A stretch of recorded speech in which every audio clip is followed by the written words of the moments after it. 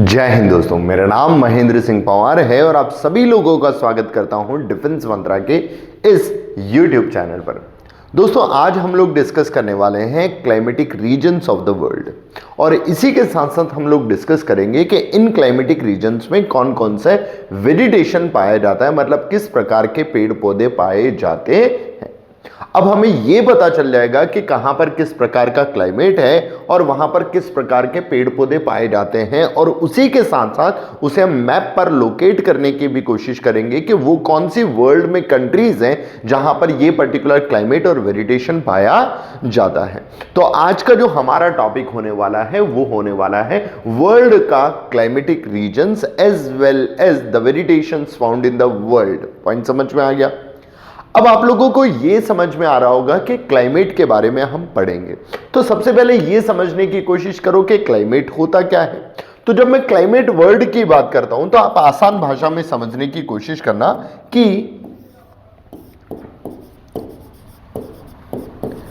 Climate का मतलब होता है किसी भी पर्टिकुलर जियोग्राफिकल एरिया पर वहां की एटमॉस्फेरिक कंडीशंस, मतलब it defined as the atmospheric condition of any geographical region। मतलब किसी भी पर्टिकुलर जियोग्राफिकल रीजन पर जो भी क्लाइमेटिक कंडीशंस होती हैं, उन्हीं क्लाइमेटिक कंडीशंस को अगर लॉन्ग ड्यूरेशन ऑफ टाइम के लिए एनालाइज किया जाए तो वही उस जियोग्राफी की क्लाइमेटिक कंडीशंस को दर्शाती है। पॉइंट समझ में आया? मतलब अगर मैं बात कर रहा हूं कि एग्जाम्पल के तौर पे हम मध्य प्रदेश को ले लेते हैं। हमने किसको ले लिया? एक जियोग्राफिकल एरिया को ले लिया जिसका नाम है मध्य प्रदेश। अब ये जो पर्टिकुलर मध्य प्रदेश है, इसमें लगभग कितने साल के लिए? For long duration. Long duration, और लॉन्ग ड्यूरेशन मतलब 31 ईयर्स, यानी कि लॉन्ग ड्यूरेशन के लिए हम एनालाइज करते हैं क्या? यहां का टेम्परेचर, यहां का प्रिसिपिटेशन, यहां का ह्यूमिडिटी, प्लस यहां पर विंड सिस्टम। अगर ये सारी चीजें हमने एनालिसिस करी कितने साल के लिए? लगभग 31 साल के लिए। तो ये इस जियोग्राफी का क्या शो करेगा? क्लाइमेट। पॉइंट समझ में आया? मतलब climate is nothing but it is just an atmospheric condition of any geographical region. कोई ऐसा भौगोलिक क्षेत्र जहां की क्लाइमेटिक कंडीशन बहुत लंबे समय तक अगर हम स्टडी करें तो उसे क्लाइमेट कहा जाता है। तो क्लाइमेट अपने आप में क्या है? एक एटमॉस्फेरिक कंडीशन ही है, पर ड्यूरेशन ऑफ टाइम पीरियड जो है वो बहुत लंबा है। तो for long duration of time period जो एटमॉस्फेरिक कंडीशन होती है उसी को क्लाइमेट कहा जाता है। पॉइंट यहां पर समझ में आ गया? अब दिमाग में एक डाउट आ रहा होगा कि सर फिर सीजन और वेदर क्या होता है? तो जब हम बात करते हैं सीजन्स की, तो सीजन्स में भी यही क्लाइमेटिक कंडीशन, यही एटमॉस्फेरिक कंडीशन को मेजर किया जाता है। क्या? एटमॉस्फेरिक कंडीशन, मतलब टेम्परेचर, प्रेसिपिटेशन, ह्यूमिडिटी, विंड, इन्हीं को मेजर किया जाता है। बट फॉर 3 to 5 मंथ्स, मतलब ड्यूरेशन ऑफ टाइम पीरियड जो है वो क्या हो गया? कम हो गया। तो वो पर्टिकुलर क्लाइमेटिक कंडीशन या एटमॉस्फेरिक कंडीशन जो है उसे हम सीजन के नाम से स्टडी करते हैं।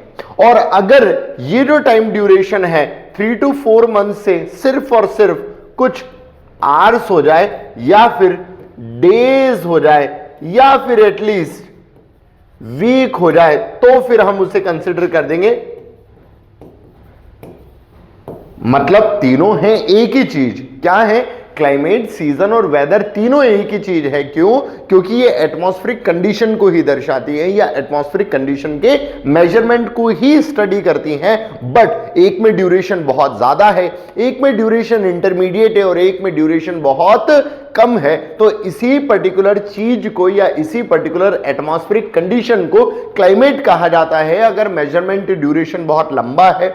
वेदर कहा जाता है अगर मेजरमेंट ड्यूरेशन कुछ मंथ्स का है, और वेदर कहा जाता है अगर मेजरमेंट ड्यूरेशन सिर्फ और सिर्फ कुछ आवर्स का है या कुछ डेज का है। पॉइंट समझ में आ गया? तो this is the climate of any geographical region. Clear? तो आज हम लोग इसी पर्टिकुलर क्लाइमेटिक कंडीशंस को बारे में बात करेंगे और उस क्लाइमेट के आधार पर वहां पर क्या वेरिएशन होता है उसके बारे में भी डिस्कस करने की कोशिश करेंगे। पॉइंट समझ में आ रहा है?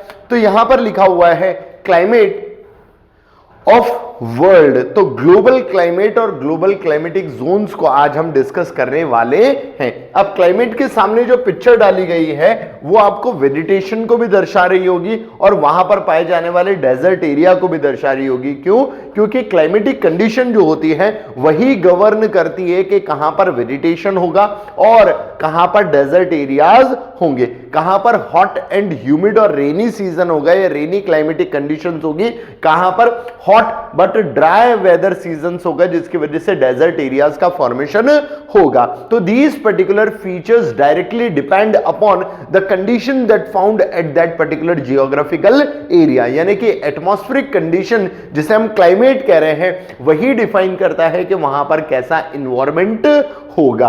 बायोडायवर्सिटी रिच होगी या बायोडायवर्सिटी की बहुत स्कैर्सिटी वहां पर पाई जाएगी। पॉइंट समझ में आ गया? क्लैरिफाई हुआ? और हम लोगों ने यह भी समझा कि क्लाइमेट का मतलब होता है it is an atmospheric condition of any geographical region जिसे मेजर किया गया हो for a long duration of time period, उसी को क्लाइमेट कहा जाता है। कंफ्यूज नहीं होना है कि सीजन और वेदर और क्लाइमेट में क्या अंतर है। क्लाइमेट, सीजन, वेदर तीनों ही एटमॉस्फेरिक कंडीशन के मेजरमेंट है, बट जो सीजन होता है उसमें टाइम ड्यूरेशन कंपैरेटिवली क्लाइमेट से बहुत कम होता है जो कुछ मंथ्स के लिए होता है। और अगर वेदर की बात करें तो वो सीजन से भी बहुत छोटा होता है ड्यूरेशन में, वो सिर्फ और सिर्फ कुछ आवर्स या कुछ डेज या वीक तक चलता है। तो ऐसे पर्टिकुलर एटमॉस्फेरिक कंडीशन के मेजरमेंट को क्लाइमेट, सीजन और वेदर कहते हैं। पॉइंट समझ में आ गया? अब यहां पर दिक्कत यह आती है कि भैया ठीक है हमने समझ लिया क्लाइमेट, तो अर्थ जो है वो बहुत बड़ी है। क्या है? अर्थ बहुत बड़ी है। क्यों है? क्योंकि earth one of the largest planet में काउंट किया जाता है अगर इनर प्लैनेट की बात की जाए। तो अगर इनर प्लैनेट में earth one of the largest planet है तो ऑब्वियस सी बात है प्लैनेट में इसकी साइज कंपैरेटिवली बहुत बड़ी है। और जब बहुत बड़ा अर्थ है तो उस पर बहुत सारे क्लाइमेट पाए जाने की संभावना है। क्यों? ध्यान दीजिएगा, क्योंकि क्लाइमेट डिपेंड करता है किस पर? टेम्परेचर पर। और हमने ये तो देख लिया है कि अर्थ की सरफेस पर टेम्परेचर जो है वो बहुत सारे फैक्टर्स पर डिपेंड करता है, और वो जो पर्टिकुलर फैक्टर है जिसकी वजह से टेम्परेचर चेंज हो रहा है तो गारंटेड है प्रेसिपिटेशन और ह्यूमिडिटी भी चेंज होगी ही होगी। और अगर ये तीनों फैक्टर चेंज हो गए तो वो डायरेक्टली किसको अफेक्ट करेंगे? क्लाइमेट को। That's why we can say कि अर्थ की सरफेस पर बहुत सारे क्लाइमेट पाए जाते होंगे। तो यहीं से एक कॉन्सेप्ट समझ में आ गया कि there are various factors affecting climate. मतलब बहुत सारे फैक्टर्स हैं जो क्लाइमेट को अफेक्ट करते हैं। पॉइंट समझ में आया? अब आसान भाषा में समझने की कोशिश करते हैं कि वो कौन कौन से हो सकते हैं। तो सबसे पहला लैटिट्यूड हो सकता है, क्योंकि जैसे जैसे लैटिट्यूड चेंज होती है, मतलब इक्वेटर अगर होगा तो बहुत ज्यादा हॉट होगा, पोलर एरियाज होंगे तो बहुत ज्यादा कोल्ड होगा। तो देखो, एक हो गया हॉट क्लाइमेट, एक हो गया कोल्ड क्लाइमेट। अब हमें यह भी पता है कि इक्वेटर की अगर बात की जाती है तो टेम्परेचर हमेशा ज्यादा होता है, और अगर पोल एरियाज की बात की जाती है तो टेम्परेचर हमेशा बहुत कम होता है। इसका मतलब equatorial region always hot climate होंगे और polar areas always cold climate होंगे। पॉइंट समझ में आ गया? पर अगर ट्रॉपिक्स की बात करते हैं, ट्रॉपिक ऑफ ऑफ कैंसर और ट्रॉपिक ऑफ कैप्रिकॉर्न की बात करते हैं, तो क्योंकि हमारी अर्थ का रिवॉल्यूशन जब होता है इंक्लिनेशन के कारण यहां पर सीजन्स चेंज होते हैं, तो इसका क्लाइमेट भी चेंज होता होगा। कुछ समय क्लाइमेट यहां पर कुछ और होता होगा, कुछ समय क्लाइमेट यहां पर कुछ और होता होगा। There are various factors like latitude, जिसके आधार पर क्लाइमेटिक कंडीशन चेंज हो जाती है। पॉइंट समझ में आया? क्लैरिफाई हो रहा है? ठीक है। दूसरा फैक्टर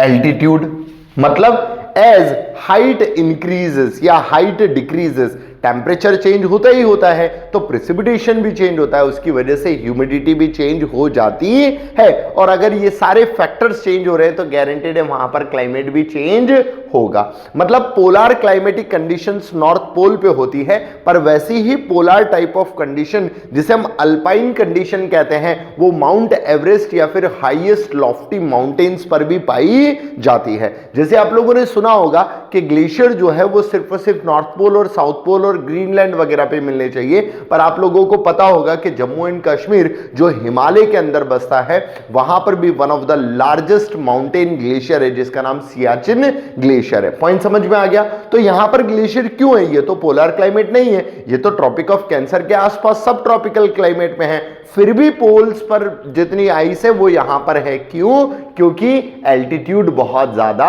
है। इसका मतलब altitude also affected the climatic condition of that region. Point समझ में आ गया? क्लियर? नेक्स्ट, अगर हम नेक्स्ट फैक्टर की बात करते हैं तो इसमें कहीं ना कहीं आ जाते हैं distribution of land and oceans, मतलब land and ocean.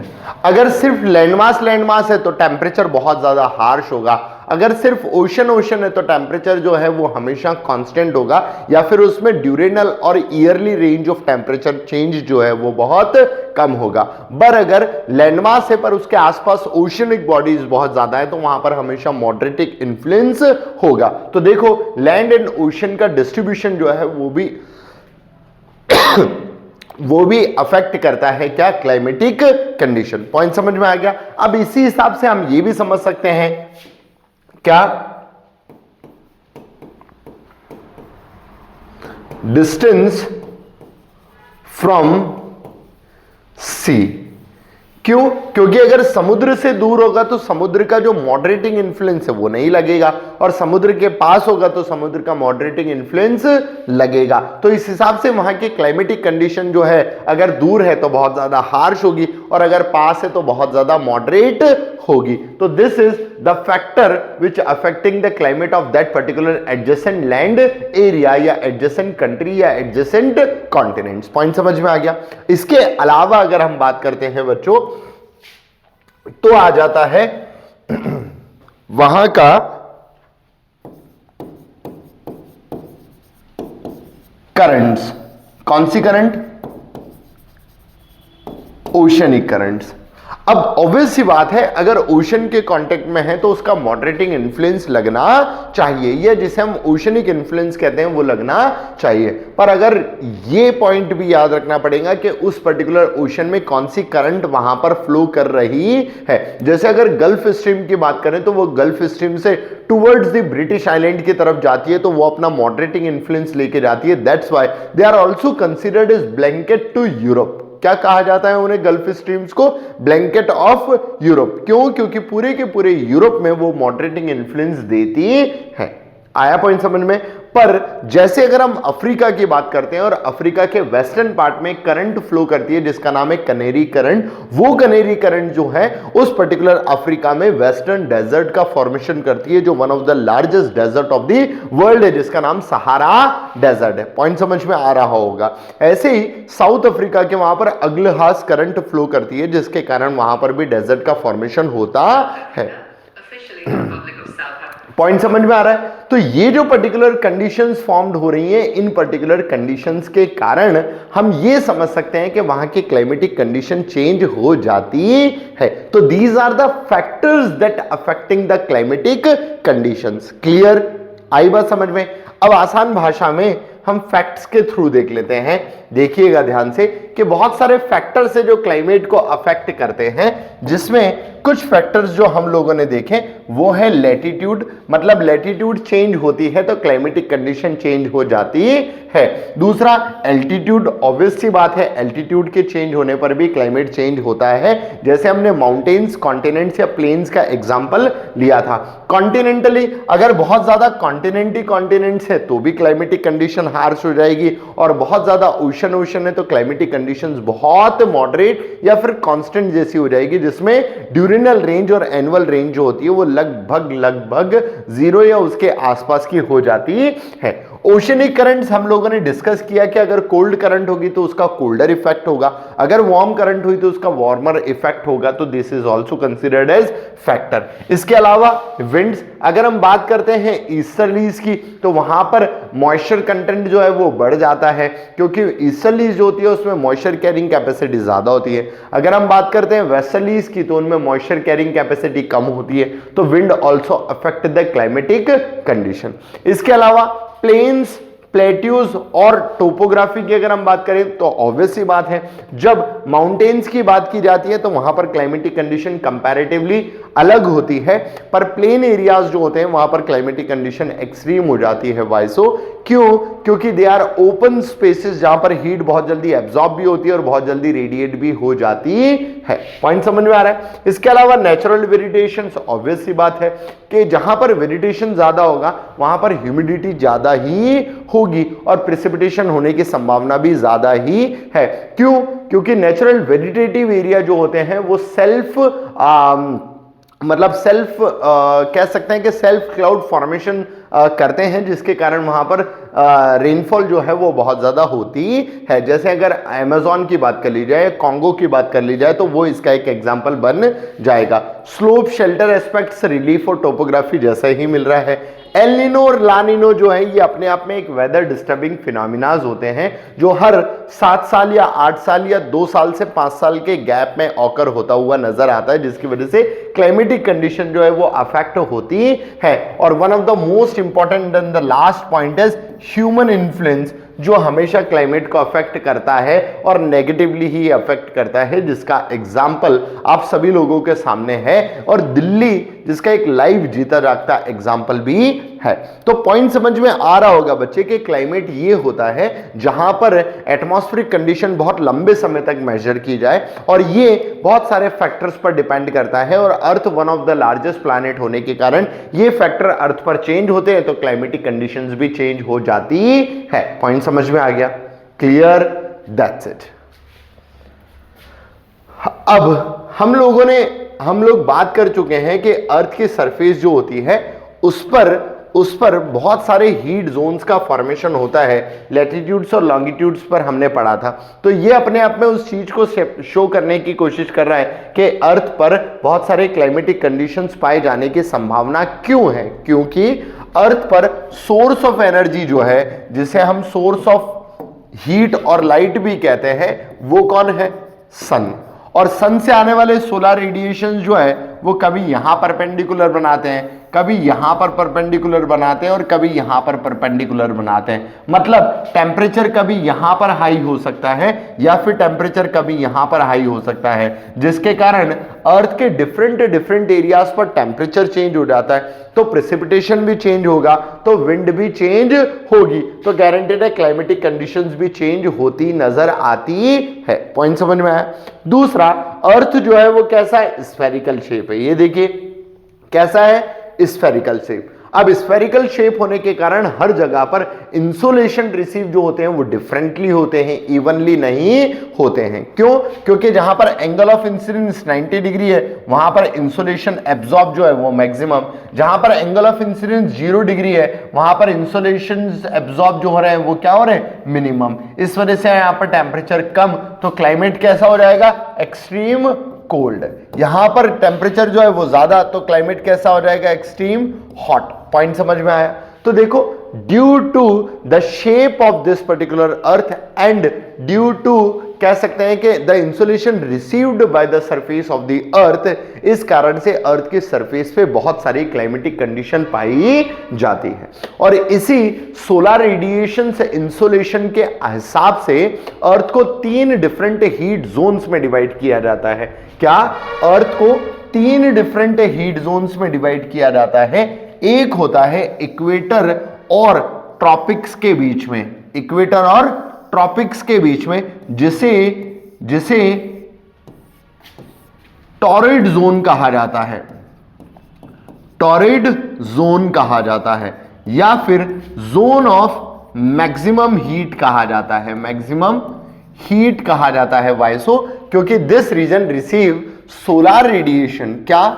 Receive solar radiation throughout the year with angle of 90 degree. Point समझ में आया?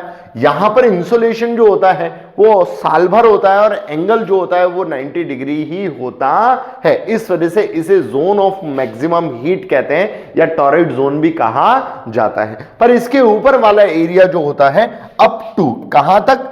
Up to 66.5 north and 66.5 south. यहां पर टेम्परेचर जो होता है वो बढ़ता तो है पर बहुत ज्यादा नहीं बढ़ पाता। क्यों? क्योंकि ये सोलर रेडिएशन रिसीव करते तो हैं पर not with the angle of 90 degree, यानी कि perpendicular receiving of solar radiation नहीं होता है। इस वजह से these area are known as zone of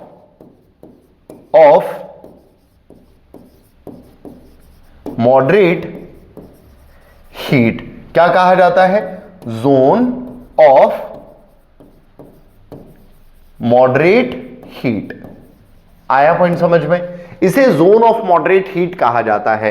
क्यों? क्योंकि यहां पर सोलर रेडिएशन रिसीव होते हैं,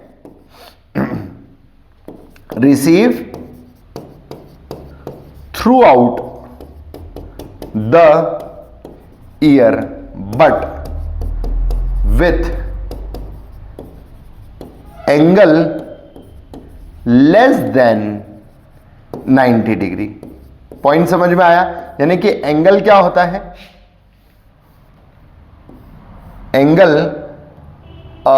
90 डिग्री जो है उससे कम ही होता है, 90 डिग्री से कम। अब आपको समझ में आ गया होगा, अगर angle of receiving solar radiation 90 से कम है तो तापमान भी कम ही होगा। आई बात समझ में? सिंपली।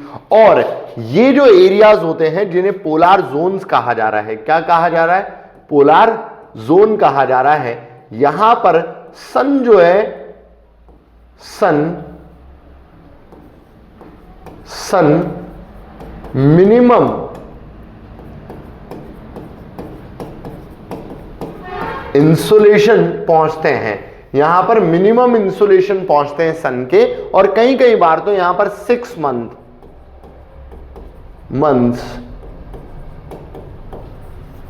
नाइट भी हो जाती है, मतलब इंसुलेशन पहुंचते ही नहीं है। That's why the area is known as zone of minimum heat. इस वजह से इसे पोलर या फिर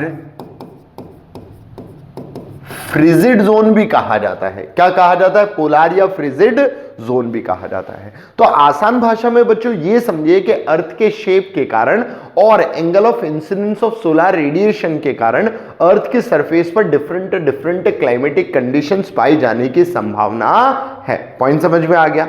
तो चलिए शुरू करते हैं कि अर्थ की सरफेस पर कितनी क्लाइमेटिक कंडीशन पाई जाती है और वहां पर कैसे वेजिटेशन होने की संभावना है। पॉइंट समझ में आ गया? तो चलिए शुरू करते हैं। अब वो शुरू करने से पहले आप थोड़ी सी एक चीज ध्यान में दीजिएगा कि अर्थ के सरफेस पे क्लाइमेट को 2 पार्ट्स में कैटेगराइज किया गया है। 2 पार्ट में कैटेगराइज करना तो नहीं कह सकते, पर दो लोगों के द्वारा उसे अलग अलग तरीके से एक्सप्लेन किया गया है। अब उसमें जो मेन फैक्टर है जिस आधार पर इसे एक्सप्लेन किया जाता है, उसमें सबसे बड़ा इंपॉर्टेंट पॉइंट जो है वो है रेनफॉल या फिर प्रेसिपिटेशन और दूसरा वेजिटेशन। क्लियर?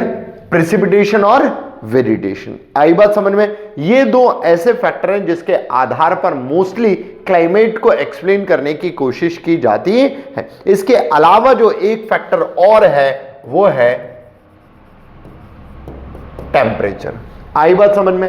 अब इन पर्टिकुलर फैक्टर्स को ध्यान में रखते हुए दो ऐसे व्यक्ति हैं जिन्होंने वर्ल्ड को कई सारे क्लाइमेटिक जोन्स में डिवाइड किया है। एक का नाम है कॉपन, क्या नाम है? कॉपन्स। और एक का नाम है थॉर्नविट। क्या नाम है? थॉर्नविट। अब दो लोगों ने अर्थ को बहुत सारे क्लाइमेटिक जोन्स में डिवाइड किया।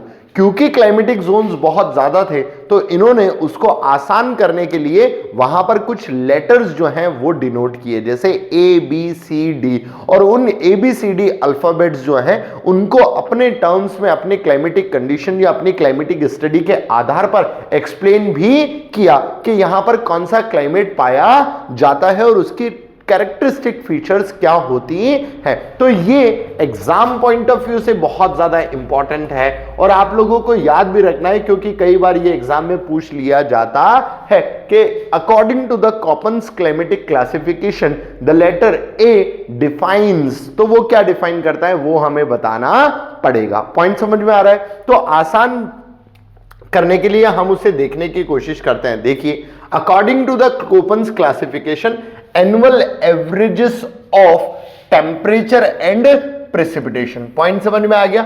अब थॉर्नविट की बात करेंगे तो वेजिटेशन रोल प्ले करेगा, पर आपको फैक्टर समझ में आ गए होंगे कि मेन क्लाइमेट जो है वो कौन से फैक्टर्स पर डिपेंड कर रहा है। तो यहां पर है प्रेसिपिटेशन और टेम्परेचर। उसके आधार पर सबसे पहला क्लाइमेट होता है ए, जिसे हम ट्रॉपिकल क्लाइमेट कहते हैं। मतलब it is the climate that found over the tropics. कहां पर पाया जाता है ये? ट्रॉपिकल एरियाज पर मिलने वाला क्लाइमेट है। अब ट्रॉपिक्स पे तो बहुत सारे क्लाइमेट मिलते हैं, क्योंकि ट्रॉपिक ऑफ कैंसर या ट्रॉपिक ऑफ कैप्रिकॉर्न जो है वो तो बहुत सारी जगह से गुजरती है और बहुत सारी चीजों से इन्फ्लुएंस भी होती है। इसी वजह से इसे हम ट्रॉपिकल रेन फॉरेस्ट में भी कैटेगराइज करते हैं, ट्रॉपिकल सवाना टाइप में भी कैटेगराइज करते हैं, और ट्रॉपिक्स पे ही मॉनसूनल कंडीशंस भी आती है, इस वजह से उसे ट्रॉपिकल मॉनसूनल कंडीशन में भी कैटेगराइज किया जाता है। अब ये तीनों चीजें क्या है ये अभी हम लोग समझेंगे with the help of map. पर आप ये समझिए कि the letter A denotes tropical climate. आई बात समझ में? अब फिर से ध्यान दो, जब मैंने बात करी ट्रॉपिकल की तो गारंटीड है ट्रॉपिक ऑफ कैंसर या ट्रॉपिक ऑफ कैप्रिकॉर्न उसके आसपास या उसके बीच में ही होगी। तो यहां पर टेम्परेचर क्या होना चाहिए? ज्यादा। टेम्परेचर ज्यादा के साथ साथ यहां पर वेजिटेशन जो है वो डिपेंड करेगा किस पर? रेनफॉल पे, क्योंकि यहां पर मॉनसूनल रेनफॉल आती है। तो आसान भाषा में समझो, देखो एवरेज टेम्परेचर जो है कोल्डेस्ट मंथ का वो 18 डिग्री सेल्सियस और उससे हायर ही होता है। मतलब आप समझ पा रहे होंगे कि टेम्परेचर यहां पर हमेशा बहुत ज्यादा ही होता है। That's why the region is also considered as hotter region. कौन सा रीजन? Hotter reason. पॉइंट समझ में आ गया? दूसरा होता है बी क्लाइमेट। कौन से? B climate. अब बी क्लाइमेट जो है उसे हम ड्राई क्लाइमेट कहते हैं। ड्राई क्लाइमेट जो है वो तो ट्रॉपिकल एरियाज पर भी होते हैं और टेम्परेट एरियाज पर भी होते हैं। मतलब यहां पर रेनफॉल जो है वो बहुत कम हो रही है। ध्यान से देखिएगा, इन्हीं को डेजर्ट क्लाइमेट में कैटेगराइज किया जाता है या फिर इन्हीं को कॉन्टिनेंटल स्टेपी क्लाइमेट में कैटेगराइज किया जाता है। अब डेजर्ट और स्टेपी डेजर्ट जो है वो क्या है वो भी अभी हम एक्सप्लेन करेंगे with the help of map. पर ड्राई क्लाइमेट्स कहां पर होंगे? जहां पर इवोपरेशन ज्यादा और प्रेसिपिटेशन कंपैरेटिवली कम। अब इवोपरेशन ज्यादा कहां होगा? जहां पर टेम्परेचर बहुत ज्यादा। मतलब ये ट्रॉपिक्स के आसपास ही पाए जाएंगे। आया पॉइंट समझ में? क्लियर? That's it. नेक्स्ट सी। सी जो होता है वो टेम्परेट क्लाइमेट होता है। हम पढ़ चुके हैं कि टेम्परेट क्लाइमेट जो होता है वो ट्रॉपिक्स से ऊपर और सर्कल से नीचे, मतलब आर्कटिक सर्कल और एंटार्क्टिक सर्कल और ट्रॉपिक ऑफ कैंसर और ट्रॉपिक ऑफ कैप्रिकॉर्न के बीच में पाए जाने वाले क्लाइमेटिक कंडीशंस जो होती हैं उन्हें हम टेम्परेट क्लाइमेट कहते हैं। अब यहां पर टेम्परेचर ना तो बहुत ज्यादा होता है ना ही बहुत कम। तो देखो क्या लिखा है, the average temperature of the coldest month is higher than -3 but below 18 degree Celsius. आया पॉइंट समझ में? क्लियर? यहां पर इस क्लाइमेट को और फर्दर कैटेगराइज किया गया है क्योंकि यहां पर मेडिटेरेनियन सी है तो उसे मेडिटेरेनियन क्लाइमेट कहते हैं। यहां पर चाइना टाइप क्लाइमेट है क्योंकि चाइना के कोस्टल एरियाज पे कोस्ट का इन्फ्लुएंस लगता है, और वेस्टर्न यूरोप टाइप क्लाइमेट कहते हैं क्योंकि मैंने अभी थोड़ी देर पहले आपको गल्फ स्ट्रीम के बारे में बताया था। तो ये जो पर्टिकुलर टाइप ऑफ क्लाइमेट है ये इन लैटिट्यूड्स पर आते हैं, that's why they are considered as moderate climate या फिर टेम्परेट क्लाइमेटिक कंडीशंस। आई बात समझ में? तो ए भी समझ लिया हमने, बी भी समझ लिया, सी भी समझ लिया। Now the turn D. D जो है इसे कॉन्टिनेंटल क्लाइमेट कहा जाता है। मतलब आसान भाषा में आप ये समझो, वो एरियाज जो क्या है, लैंड लॉक्ड है। मतलब लैंड लॉक्ड एरियाज जो होते हैं उन पर्टिकुलर एरियाज को कॉन्टिनेंटल एरियाज कहा जाता है। या फिर ऐसा समझो, फार अवे फ्रॉम ओशियंस और सीज जो होते हैं उनसे बहुत दूरी पर होने वाले रीजन्स को कॉन्टिनेंटल रीजन्स कहा जाता है, या फिर वो एरियाज जिन्हें हिंटरलैंड एरियाज भी कह सकते हैं। आई बात समझ में? तो ऐसे एरियाज को कॉन्टिनेंटल क्लाइमेट कहा जाता है। अब आप खुद तुक्का मार दीजिए, यहां पर क्लाइमेटिक कंडीशंस हार्श होने की संभावना है क्योंकि मॉडरेटिंग इन्फ्लुएंस तो नहीं लगेगा। तो देखो लिखा हुआ है, average temperature of the coldest month is -3 degree Celsius और बिलो, मतलब उससे भी नीचे जा सकता है। मतलब हम समझ पा रहे हैं कि Siberian type of climate, taiga type of climate जिन्हें हम साइबेरिया के साथ भी पढ़ते हैं, ईस्टर्न कोस्टल कोल्ड क्लाइमेट और कॉन्टिनेंटल क्लाइमेट इसके अंतर्गत आते होंगे। अब उसके बाद आता है पोलार क्लाइमेट। कौन सा climate? Polar climate. Polar climate मतलब पोल्स के आसपास पाया जाता है, यानी कि टुंड्रा क्लाइमेट या फिर स्नो कैप्ड रीजन जो होते हैं उन्हें हम पोलार क्लाइमेट कहते हैं। पर इन सब के बावजूद एक और फैक्टर होता है, एल्टीट्यूड, और एल्टीट्यूड के हिसाब से क्लाइमेटिक कंडीशन चेंज हो जाता है। तो on the basis of height या फिर on the basis of altitude climate जो है उसे कंसिडर किया जाता है एच, यानी कि हाईलैंड क्लाइमेट, जो कोल्ड होता है ड्यू टू एलिवेशन, यानी कि एल्टीट्यूड के हिसाब से कोल्डर कंडीशंस फॉर्म हो जाती है, उस क्लाइमेट को एच क्लाइमेट का नाम से रखा जाता है। आ रही है बात समझ में? क्लियर? That's it. सिमिलरली ये है थॉर्नविट साहब। थॉर्नविट ने 5 ह्यूमिडिटी रीजन्स को बेस पर प्रेसिपिटेशन को इफेक्टिवनेस करते हुए टेम्परेचर की एफिशिएंसी को ध्यान में देते हुए हमें क्लाइमेट को समझाने की कोशिश की। सबसे पहला ए, वेरी हॉट एंड ह्यूमिड, वहां पर भी ऐसे ही दिख रहा था, इस वजह से रेन फॉरेस्ट हम वहां पर पढ़ रहे थे। बी, कंपैरेटिवली ह्यूमिड होता है, वेरी ह्यूमिड नहीं होता है, इस वजह से यहां पर फॉरेस्ट देखने को मिलता है। सी, सेमी ह्यूमिड, मतलब ह्यूमिडिटी और कम हो गई तो ग्रासलैंड्स देखने को मिल रहा है।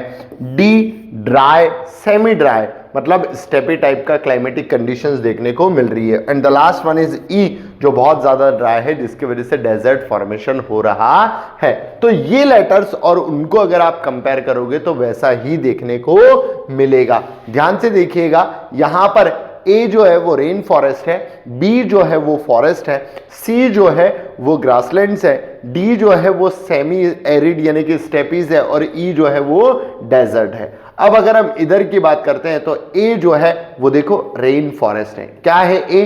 Rain forest. आई बात समझ में? बी जो है वो फॉरेस्ट होते हैं और फॉरेस्ट के साथ साथ यहां पर स्टेपी आ जाता है जो वहां पर सी में आता है।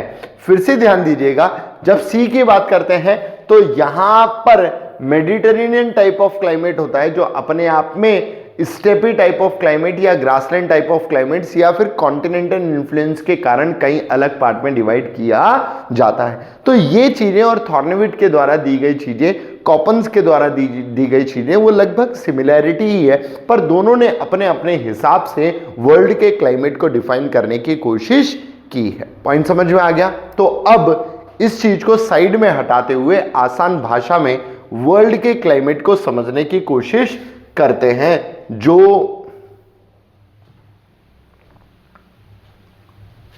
यहां से समझा जा सकता है।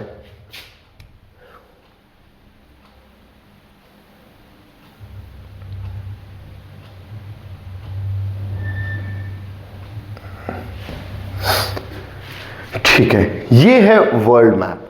अब इस वर्ल्ड मैप पे यहां पर जो लाइन आपको नजर आ रही होगी, इस पर्टिकुलर लाइन का नाम है इक्वेटर, जो 0 डिग्री है। इसके ऊपर जो लाइन नजर आ रही है वो है 23.5 डिग्री नॉर्थ, और इसके नीचे है 23.5 डिग्री साउथ। ये क्लियर? एक काम करते हैं, नया ही मैप ले लेते हैं, बना लेते हैं, ज्यादा सही रहेगा। ध्यान से देखिएगा।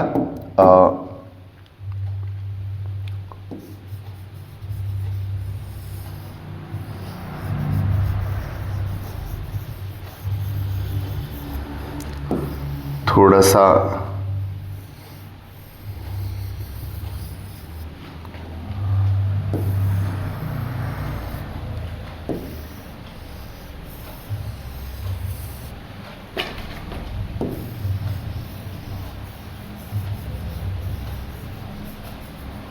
कुछ गड़बड़ लगे तो बताइएगा ज़रूर।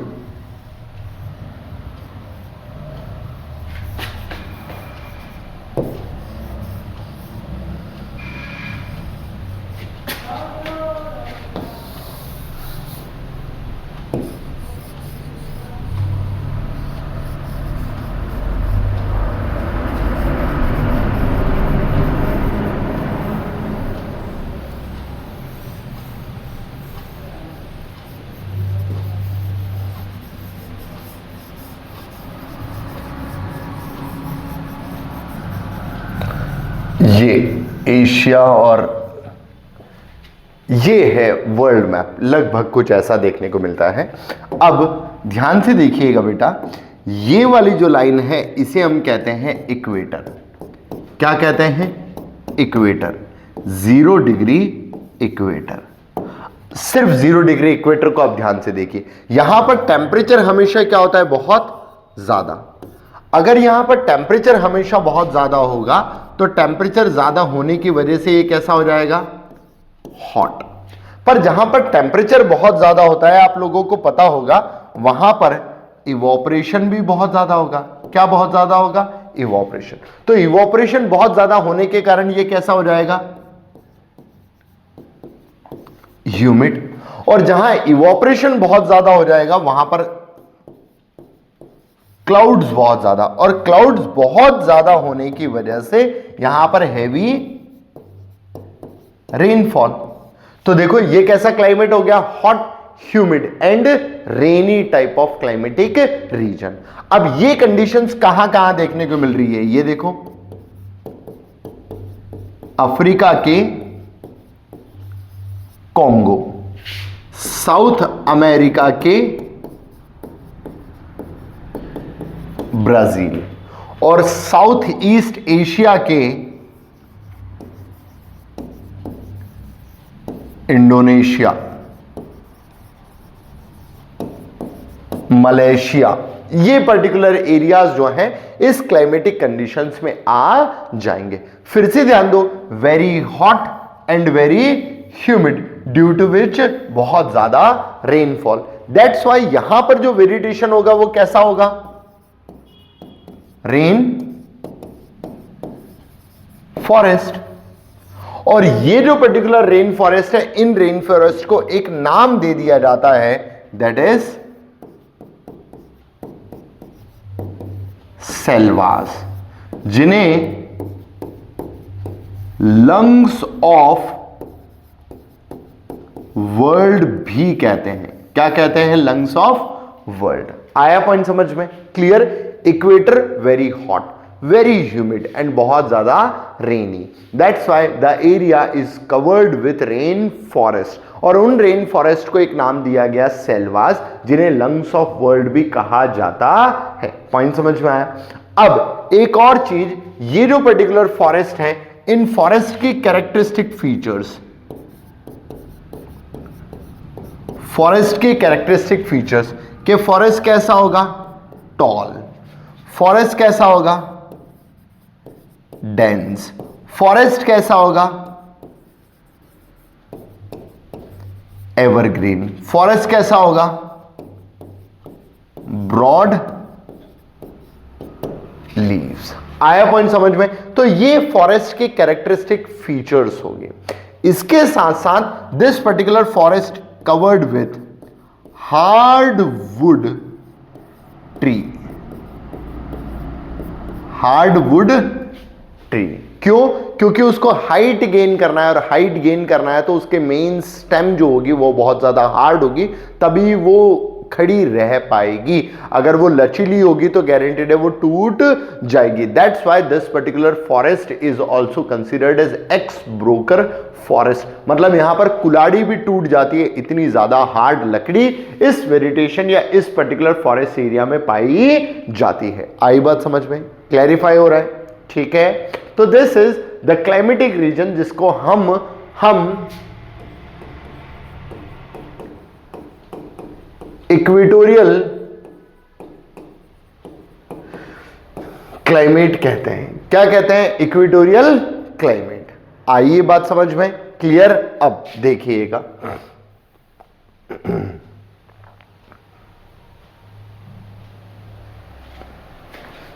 इसको वापस अपनी नॉर्मल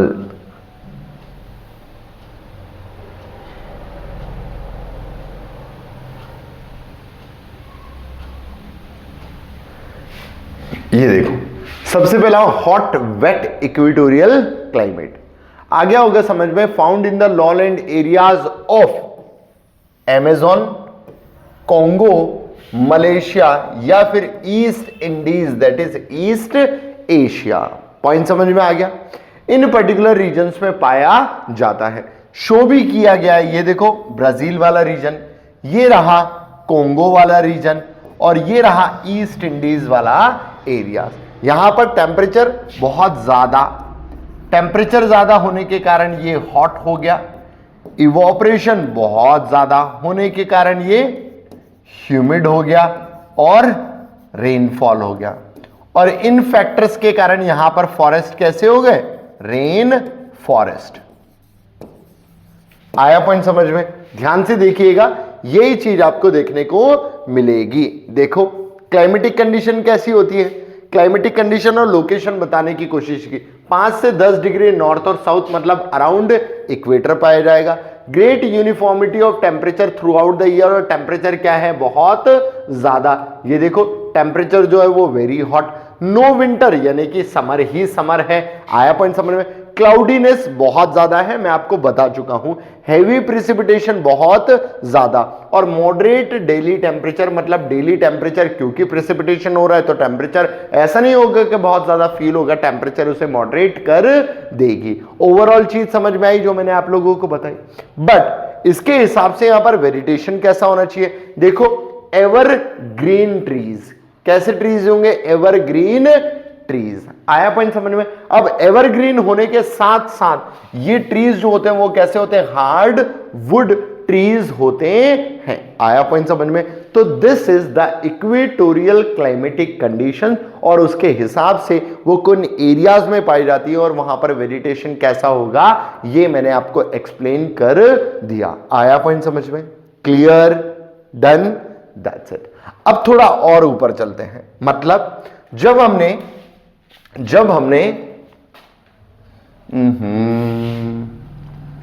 ठीक है, फिर से बना लेते हैं।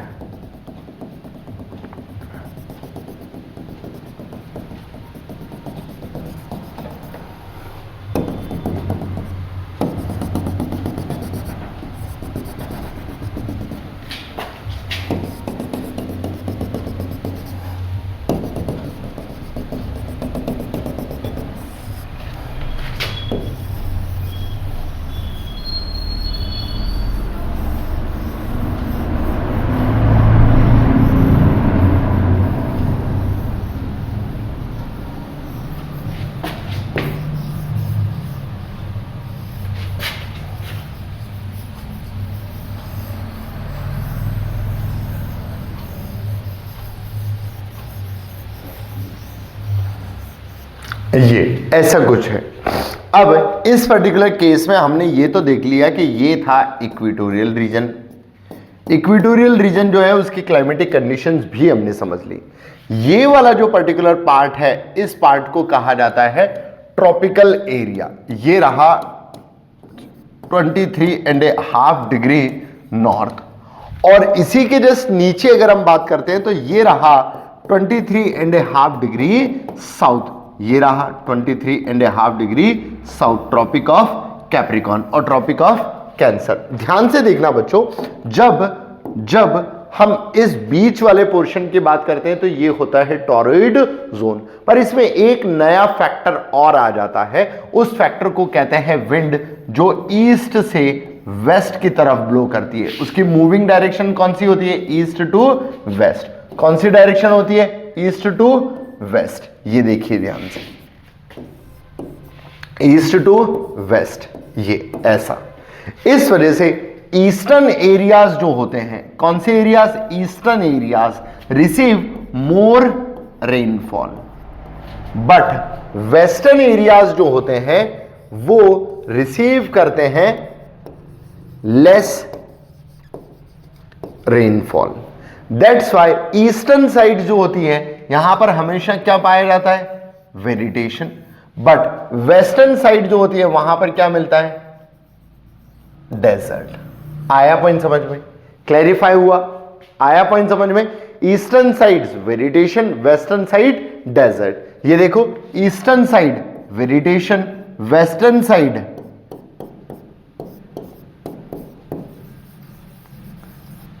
Clear, eastern side vegetation, western side desert. Clarify हो रहा है? तो ये जो पर्टिकुलर केस है ये किसके कारण बना? ये बना ड्यू टू विंड्स। तो हमने एक फैक्टर भी समझा था कि विंड जो होता है वो क्लाइमेटिक कंडीशंस को अफेक्ट करता है, और उसका जीता जागता नमूना हमने यहां देखा कि ट्रॉपिकल एरियाज जो होते हैं वहां पर क्लाइमेटिक कंडीशंस जो है वो चेंज हो जाती है due to the moving direction of wind. इस वजह से ट्रॉपिकल क्लाइमेट जो है उसे फर्दर कैटेगराइज कर दिया जाता है। देखो, tropical climate with east and tropical climate with west. तो ट्रॉपिकल ईस्टर्न क्लाइमेट जो होता है वो हॉट होता है, ह्यूमिड होता है और रेनी कंडीशन होती है। बट वेस्टर्न एरियाज जो होते हैं वो ड्राई एरियाज होते हैं, जहां पर समर्स हॉट होती हैं बट ड्राई होती हैं, और विंटर्स कोल्ड एंड एक्सट्रीम यहां पर होती है।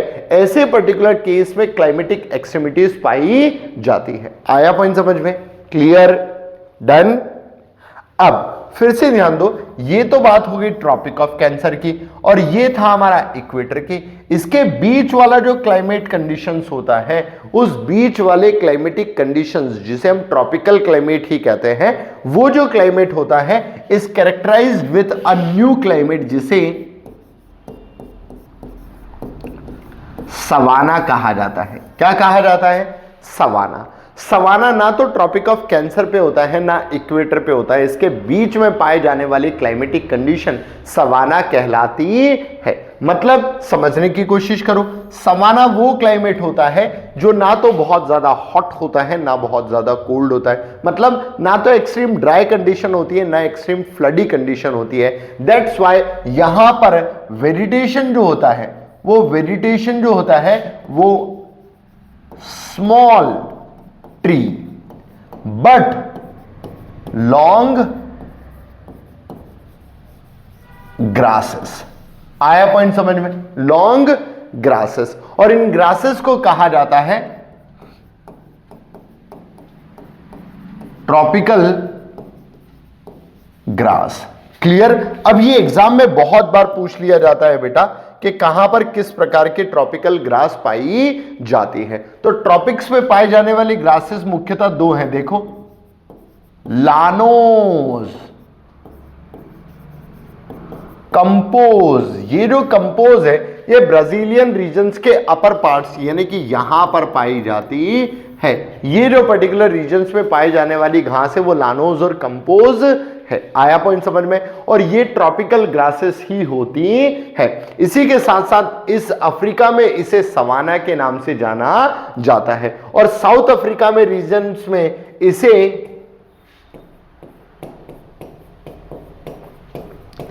एलिफेंटा ग्रास के नाम से भी जाना जाता है, टॉल वेल्ड के नाम से भी जाना जाता है। पॉइंट समझ में आया? अब ये ऐसी ग्रास है जिसमें एक और मेजर परेशानी हो जाती है जिसे हम कहते हैं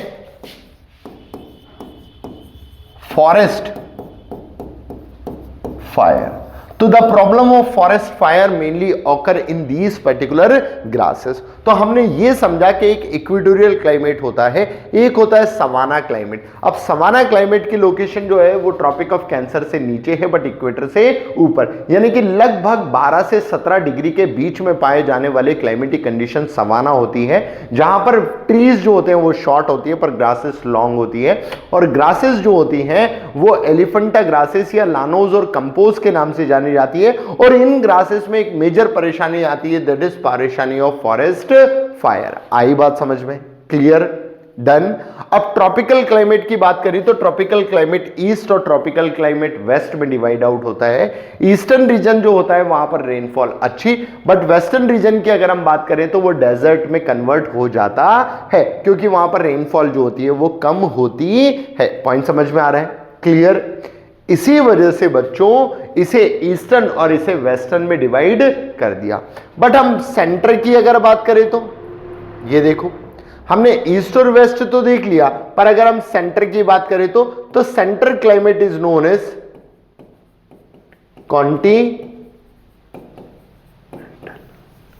कॉन्टिनेंटल। आया पॉइंट समझ में? कॉन्टिनेंटल क्लाइमेट जो होता है वो ना तो मॉडरेटिंग इन्फ्लुएंस का होता है ना, मतलब ऐसा नहीं कहेंगे कि ओशनिक इन्फ्लुएंस भी नहीं होता, विंड इन्फ्लुएंस भी नहीं होता, that's why it is harsh climatic conditions. आ रही है बात समझ में? क्लियर? अब ना तो एक्सट्रीम रेनफॉल ना एक्सट्रीम डेजर्ट, पर कहीं सेंटर का देखने को मिलता है। मतलब गर्मियों के समय अत्यधिक गर्मी भी हो सकती है और सर्दियों के समय अत्यधिक सर्दी भी हो जाती है। ऐसे क्लाइमेटिक रीजन्स को कॉन्टिनेंटल क्लाइमेटिक रीजन्स कहा जाता है। मतलब देखो, ट्रॉपिकल क्लाइमेट को हमने फर्दर बहुत सारे पार्ट्स में कैटेगराइज कर दिया। 3 पार्ट्स तो आपने यही देख लिए होंगे, ट्रॉपिकल ईस्ट, ट्रॉपिकल वेस्ट और ट्रॉपिकल सेंट्रल, जिसे हमने कॉन्टिनेंटल क्लाइमेट कहा है। आई बात समझ में? और ट्रॉपिक्स और इक्वेटर के बीच में एक और क्लाइमेट है जिसे हम सवाना क्लाइमेट कह रहे हैं, जहां पर ग्रासेस पाई जाती हैं। डन? That's it. चलिए अब ये देखिए ट्रॉपिकल क्लाइमेट। ट्रॉपिकल क्लाइमेट जो है वो ट्रॉपिकल मॉनसूनल और ट्रॉपिकल मरीन क्लाइमेट पाया जाता है। अब ऐसा क्लाइमेट जो इंडिया में, लानोज में, कंबोडिया में पाया जाए वो ट्रॉपिकल मॉनसूनल है क्योंकि यहां पर मॉनसून आता है। ट्रॉपिकल मरीन जो मरीन मतलब जो ओशनिक इन्फ्लुएंस में देखने को मिलता है, ऐसे क्लाइमेट को ट्रॉपिकल मरीन क्लाइमेट कहा जाता है। ये देखो लोकेशन बताने की कोशिश की, ये है tropical monsoonal type of climate, tropical monsoonal और मरीन इफेक्ट वाला क्लाइमेट ये देख लीजिए। ये देखो ट्रॉपिकल मरीन क्लाइमेट्स या फिर मॉनसूनल टाइप ऑफ क्लाइमेट्स। आया पॉइंट समझ में? फिर ये देखो, found in the zones between 5 degree to 30 degree of latitude either side of equator, मतलब ट्रॉपिकल रीजन्स में पाया जाता है। बेसिक कॉज जो होता है वो मॉनसून होता है क्योंकि यहां पर मॉनसून आता है। रेट ऑफ हीटिंग जो होता है और रेट ऑफ कूलिंग जो होता है वो सी और लैंड पर अलग अलग होने के कारण ये डेवलप्ड होता है। क्लाइमेटिक कंडीशंस इस पे इतनी अलग अलग क्यों है? क्योंकि आपको समझ में आ गया कि रेट ऑफ कूलिंग और रेट ऑफ जो गर्म वार्मिंग है लैंड मास और सी की वो अलग अलग होती है, इस वजह से क्लाइमेटिक कंडीशंस भी अलग अलग पाई जाती है। आया पॉइंट समझ में? That's it. अब हम बात करते हैं tropical monsoonal type of climate को एक्सप्लेन करने की कोशिश यहां पर की है, वो आप एक बार देख लीजिएगा। वेजिटेशन कैसे होंगे? वेजिटेशन कैसे होंगे? ट्रीज नॉर्मली क्या होंगे? डेसिडियस, क्योंकि यहां पर रेनफॉल जो है वो बहुत ज्यादा भी नहीं हो रही है पर बहुत कम भी नहीं हो रही है, इसलिए ट्री होंगे। क्यों? क्योंकि ड्राई पीरियड जब होते हैं तब वो अपने पत्ते शेड कर देते हैं। देखो, during which they shed their leaf withstand the drought where the rainfall is heavy. जब हेवी रेनफॉल होती होगी तो गारंटेड है इस पर्टिकुलर केस में वेजिटेशन जो है वो फॉरेस्ट में कवर हो जाता होगा। तो ये हमने बात की थी कि वेजिटेशन एक जगह पर बहुत ज्यादा होगा और एक जगह पर बहुत कम होगा। क्यों कम होगा? क्योंकि रेनफॉल कम है। क्यों ज्यादा होगा? क्योंकि रेनफॉल ज्यादा है। अब क्यों कम और ज्यादा हो रहा है? क्योंकि ये विंड की डायरेक्शन से भी अफेक्ट होती है। आई बात समझ में? क्लियर? और मॉनसून वर्ड का तो मतलब ही होता है बच्चे कि rainfall due to reversal of wind, उसी को मॉनसून कहा जाता है। आया पॉइंट समझ में? That's it. Next, tropical savanna. अब फिर से ध्यान दो, सवाना टाइप ऑफ क्लाइमेट क्या होता है?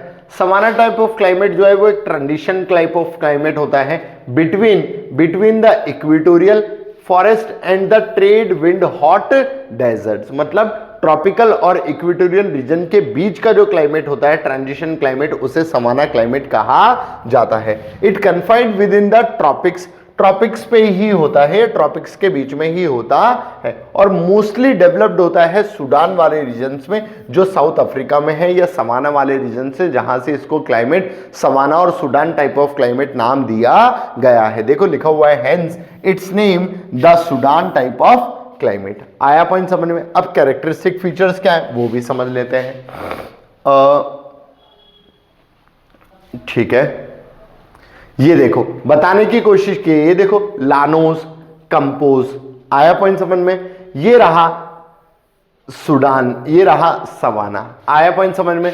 और थोड़ा बहुत आपको इस रीजन में भी देखने को मिलता है, ऑस्ट्रेलियन रीजन में भी देखने को मिलता है। क्लियर? अब ये वो पर्टिकुलर ट्रीज होते हैं जहां पर ट्रीज जो होते हैं वो कैसे होंगे? शॉर्ट होंगे, बट ग्रास जो होती है वो लॉन्ग होती है। क्लियर?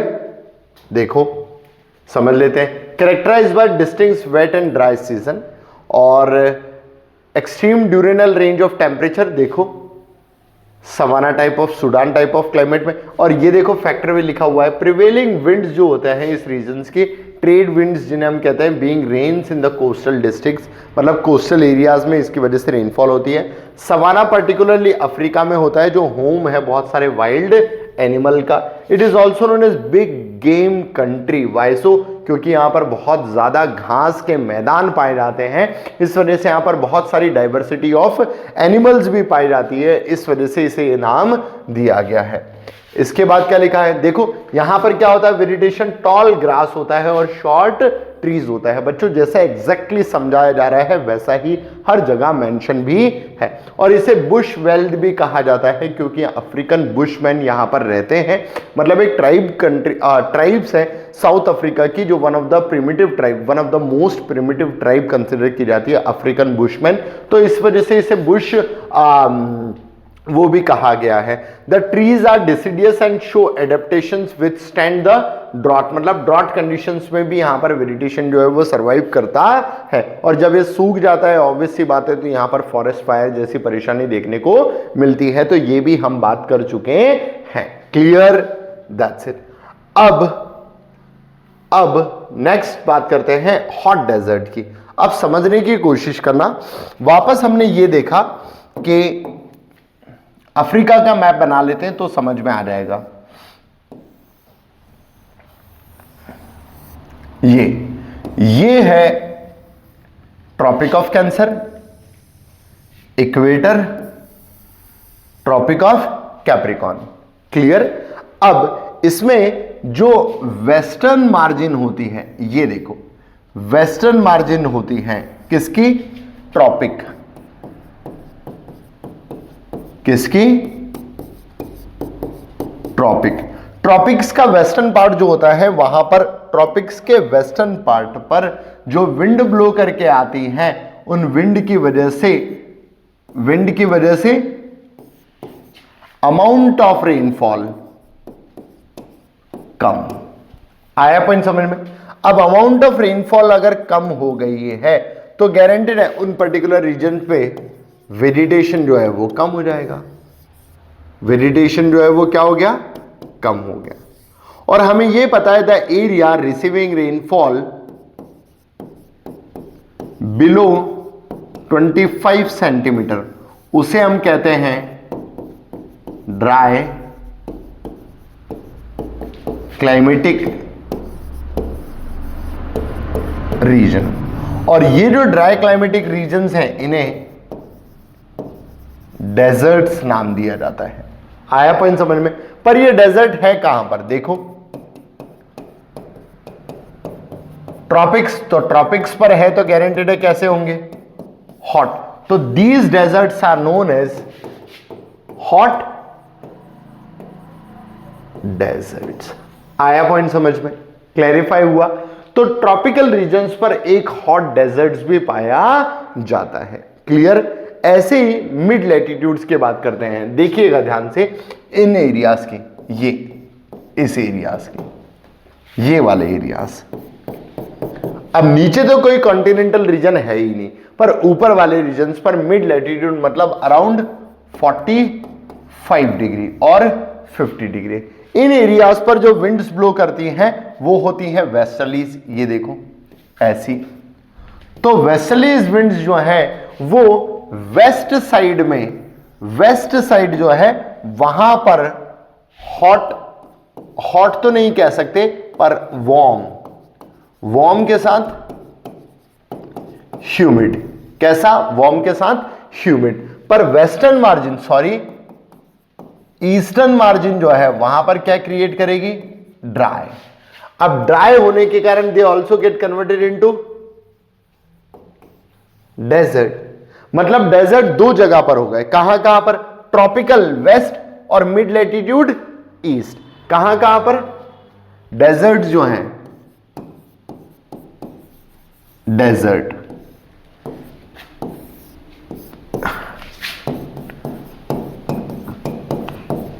ट्रॉपिकल और टेम्परेट या फिर मिड लैटिट्यूड। ट्रॉपिकल रीजन्स में वेस्ट साइड और मिड लैटिट्यूड में ईस्ट साइड। आया पॉइंट समझ में? क्लियर? अब यहां पर मेन फैक्टर जो था वो क्या था? Main factor trade wind. यहां पर मेन फैक्टर क्या था? वेस्टर्लीज। आया पॉइंट समझ में? इस वजह से यहां पर डेजर्ट्स का फॉर्मेशन हो रहा है। तो नेक्स्ट क्लाइमेटिक कंडीशंस आती है डेजर्ट्स टाइप ऑफ क्लाइमेट या फिर ट्रॉपिकल डेजर्ट्स और मिड लैटिट्यूड डेजर्ट्स। समझने की कोशिश करना। अब आप एक और चीज समझ लीजिए, यहां पर वेजिटेशन कंडीशंस क्या होने चाहिए, क्योंकि वेजिटेशन, रेनफॉल तो हो ही नहीं रही है, तो वेजिटेशन बहुत ज्यादा क्या हो जाएंगे? स्मॉल। क्या हो जाएंगे? बहुत ज्यादा स्मॉल। और वेजिटेशन अपना इवोपरेशन जो है उसको मिनिमम करने के लिए जो लीफ होती है वो कन्वर्ट हो जाती है इनटू स्पाइन। इसी के साथ साथ वेजिटेशन अपने आप में इवोपरेशन और रिड्यूस करने के लिए अपना जो ट्रंक होता है, ट्रंक उसको कैसा बना लेता है? वैक्सी। क्लियर? उसके ट्रंक को कैसा कन्वर्ट कर लेता है? वैक्सी। इस वजह से यहां पर इवोपरेशन और कम हो जाता है। आई बात समझ में? That's it. देखो क्या लिखा है?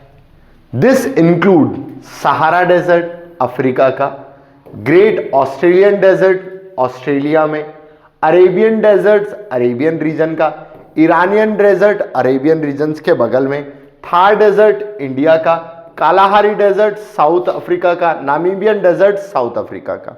ये अफ्रीकन रीजन्स और एशियन रीजन्स में, ऑस्ट्रेलियन रीजन में पाए जाने वाले डेजर्ट है।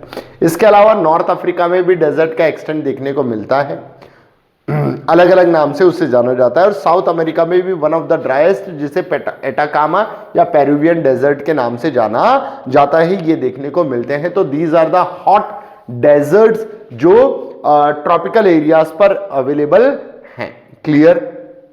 अब देखो दिखाने की कोशिश की गई है, ये जिसे डेथ वैली रीजन कहा जाता है, ये रहा पूरा का पूरा Sahara desert, Arabian desert, Iranian desert, Thar desert, Australian desert, Kalahari desert, Namibian deserts, Atacama desert. तो ये पर्टिकुलर डेजर्ट्स है जो किसी भी कॉन्टिनेंटल रीजन्स की बात करो तो कहां पर है, वेस्ट साइड में है। कहां पर है, वेस्ट साइड। कहां पर है, वेस्ट साइड। ये देखिए वेस्ट साइड, ये देखिए वेस्ट साइड। मतलब पॉइंट समझ गए होंगे आप लोग कि वेस्टर्न रीजन्स पर हमेशा डेजर्ट फॉर्मेशन होगा। पर इसके जस्ट हम थोड़ा सा ऊपर चले जाते हैं। क्या, इसके थोड़ा सा ऊपर और इसके थोड़ा सा नीचे। तो ये जो डेजर्ट से ये शिफ्ट होके कहां आ जाता है, ईस्ट साइड। क्यों, हम बात कर चुके हैं। देखो कहां पर आ गया, ईस्ट साइड, क्योंकि यहां पर चलने वाली विंड्स जो होती हैं वो वेस्टर्लीज हो जाती हैं एज कंपेयर टू ईस्टर्लीज जो लोअर रीजन्स में चलती हुई नजर आती है। इस वजह से टेम्परेट ईस्ट और ट्रॉपिकल वेस्ट डेजर्ट्स होते हैं। आई बात समझ में, क्लियर। अब हम बात करते हैं, देखिए क्लाइमेटिक कंडीशंस की। तो देख लो, major hot deserts of the world located on the western coast में बता चुका हूं आपको ऑफ द कॉन्टिनेंट्स बिटवीन 15 से 30 डिग्री। But hot desert slides horse latitude subtropical high pressure belts, ठीक है, मतलब समझ सकते हैं आप। और these are the cold seasons in the hot deserts and average summer temperature जो होता है वो लगभग 30 डिग्री सेल्सियस तक पहुंचता है। अब वेजिटेशन क्या बता रहा है, वेजिटेशन जो होता है वहां पर ग्रास होती है, शर्ब्स होती है, हर्ब्स होती है, वेड्स होती है, रूट्स होते हैं और बल्ब्स होते हैं। ट्रीज जो है वो मोस्टली नहीं होते हैं। आप समझ पा रहे होंगे क्यों नहीं हो पाते हैं, क्योंकि ट्री के लिए वहां पर प्रेसिपिटेशन हो ही नहीं रहा है। आई बात समझ में, क्लियर। और आगे बढ़ते हैं। अब जैसे ही हम ट्रॉपिकल रीजन से थोड़ा सा ऊपर जाते हैं तो आ जाता है टेम्परेट रीजन। टेम्परेट रीजन में चलने वाली विंड्स होती हैं वेस्टर्लीज, जिसके कारण यहां पर मेडिटेरेनियन अपने आप में एक क्लाइमेट बन जाता है। क्यों बन जाता है, क्योंकि वेस्टर्लीज मेडिटेरेनियन क्लाइमेट से पूरे एशिया और यूरोप में ब्लो करती हैं। अब जब मेडिटेरेनियन सी से ही ब्लो कर रही है तो गारंटेड है मेडिटेरेनियन सी का इन्फ्लुएंस आसपास लगेगा। तो that particular climate is known as Mediterranean climate. पर यहां पर जो चलने वाली विंड्स है वो कौन सी है, वेस्टर्लीज। और वेस्टर्लीज मोस्टली स्ट्रांगली ब्लो करती है ड्यूरिंग विंटर। इस वजह से यहां पर जो रेनफॉल होती है वो कब होती है, ड्यूरिंग विंटर। कौन सी रेनफॉल, विंटर रेनफॉल। और विंटर रेनफॉल जो है वो मोस्टली सूटेबल होती है ऑर्चिड्स। किसके लिए, ऑर्चिड्स या फिर सिट्रस फ्रूट्स के लिए। इस वजह से वेस्टर्न कंट्रीज जो है वो फेमस है फॉर द सिट्रस फ्रूट्स के लिए। आया पॉइंट समझ में, क्लियर। अब इंडिया जैसी कंट्रीज में जहां जहां पर मेडिटेरेनियन इन्फ्लुएंस आता होगा वहां पर सिट्रस फ्रूट देखने को मिलता होगा। जैसे इंडिया की अगर हम बात करें तो इंडिया का western part, north western part, Jammu and Kashmir जो है वो मेडिटेरेनियन क्लाइमेट से वेस्टर्न डिस्टर्बेंस रिसीव करता है। तो वहां पर देखो एप्पल होता है, ग्रेप्स होता है, सिट्रस फ्रूट की अच्छी खेती होती है। आई बात समझ में, क्लियर। चलिए पढ़ते हैं। The basic cause of this type of climate is the shifting of the wind belt. समझ में आ गया, क्लियर, जिसे हम वेस्टर्लीज के नाम से जानते। Through the areas around the Mediterranean sea greatest extent of this type of winter rain climate. मतलब यहां पर बारिश कब हो रही होगी, विंटर में हो रही होगी, मैं आपको समझा चुका हूं। And gives rise to the most popular name Mediterranean climate, क्योंकि मेडिटेरेनियन के आसपास ही हो रही है। आई बात समझ में, क्लियर। चलिए अब ये जियोग्राफिकल रीजन को दर्शाने की कोशिश की है कि देखो ये मोस्टली कहां पर हो रही है, मेडिटेरेनियन रीजन में।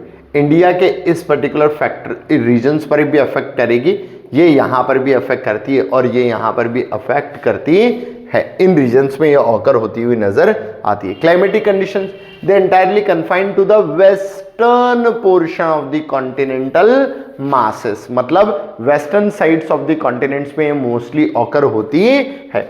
मेडिटेरेनियन टाइप ऑफ क्लाइमेट जो होता है वो बहुत डिस्टिंक्टिव क्लाइमेट होता है। मतलब यहां पर क्या होती है, वार्म समर्स होती है। समर कैसी होती है, वार्म।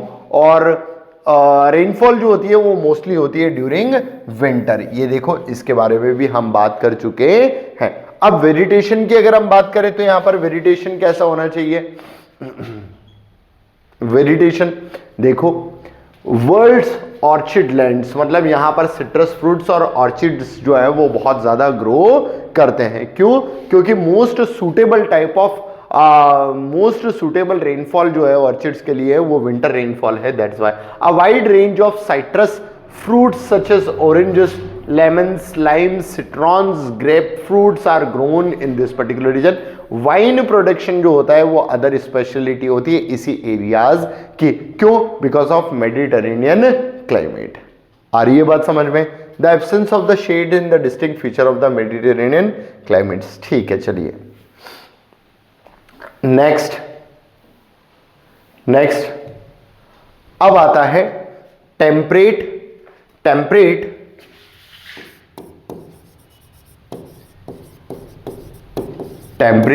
स्टेपी। टेम्परेट में कॉन्टिनेंटल कह सकते हैं, टेम्परेट कॉन्टिनेंटल जो है वो लगभग 30 डिग्री से लेकर 60 degree north as well as south में देखने को मिलता है। बट कहां पर? कॉन्टिनेंट्स के मिड कॉन्टिनेंटल रीजन्स में। कहां पर? मिड कॉन्टिनेंटल रीजन्स में। अब ये ओशनिक इन्फ्लुएंस से बहुत दूर होता है, तो अब इस रीजन पे जो विंड ब्लो करती है वो कौन सी चलती हैं? वेस्टर्लीज। कौन सी? वेस्टर्लीज। तो गारंटेड है वेस्ट मार्जिन जो है वहां पर क्या होंगे? Rain forest. और ईस्ट मार्जिन जो है वो वहां पर क्या होगा? Dry desert. तो ये जो सेंट्रल सेक्शन बच रहा है, इस सेंट्रल सेक्शन को कहा जाता है स्टेपीज। क्लियर? स्टेपीज। अब स्टेपीज अपने आप में क्या है? ग्रास। कैसी grass? Which is used for postural grass. आया पॉइंट समझ में? मतलब जो यूज की जाती है एज ए पास्चर, घोड़ों के चरने के लिए या फिर कैटल रेयरिंग के लिए बहुत ज्यादा सूटेबल होती है। ऐसी पर्टिकुलर घास के मैदान को पास्चर ग्रास या पास्चर ग्रास के मैदान कहा जाता है। अब अगेन क्वेश्चन आता है कि इस पर्टिकुलर ग्रास को क्या कहा जाता है?